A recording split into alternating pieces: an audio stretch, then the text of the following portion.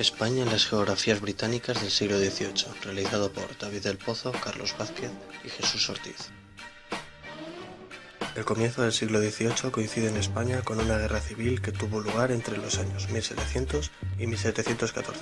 Se trata de una guerra de sucesión provocada por la división entre los partidarios del archiduque Carlos de Austria y Felipe de Borbón, quien este último acabó confirmándose como rey de España. Era un monarca que, a pesar de ser absolutista, facilitó la entrada del pensamiento ilustrado que se había expandido ya por Inglaterra y Francia. Siguiendo el modelo francés, impuso una monarquía centralista y tanto él como sus sucesores aplicaron el despotismo ilustrado.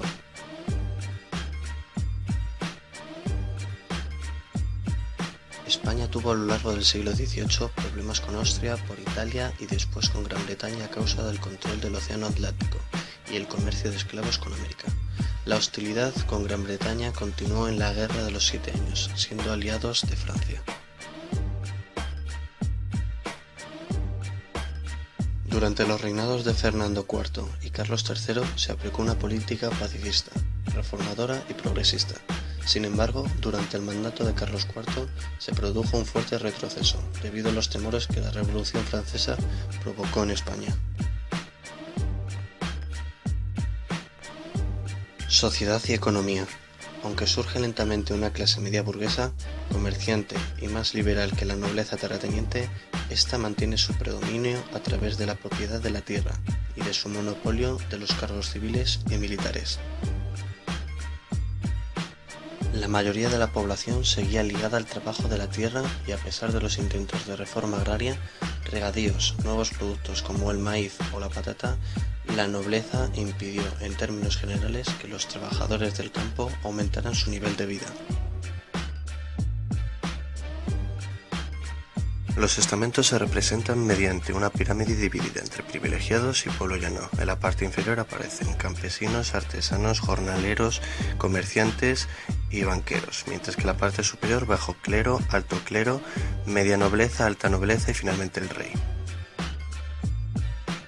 Según un análisis histórico, tanto las relaciones entre Inglaterra y España como sus continuas disputas les ha dirigido a una continua rivalidad entre ambas, llevándola hasta ámbitos tanto económicos, comerciales, geográficos y sociales.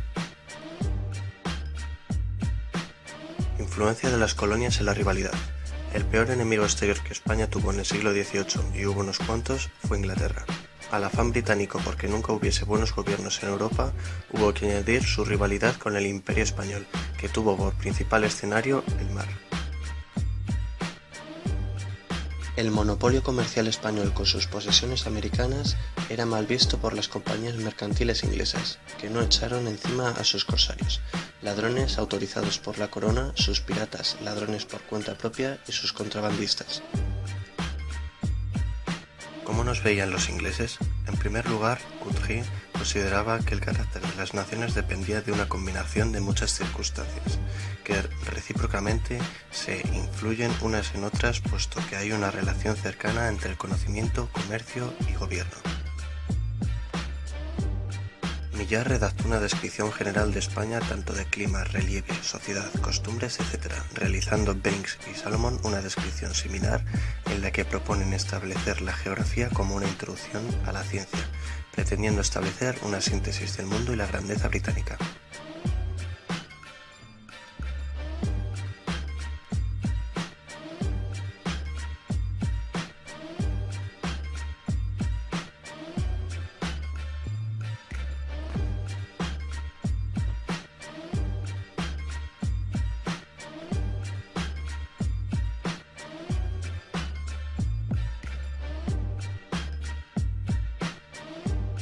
Una visión antigua. España no interesaba a los británicos y aunque en el siglo XVIII se lanzaron a viajar por Europa, la península quedó marginada del circuito.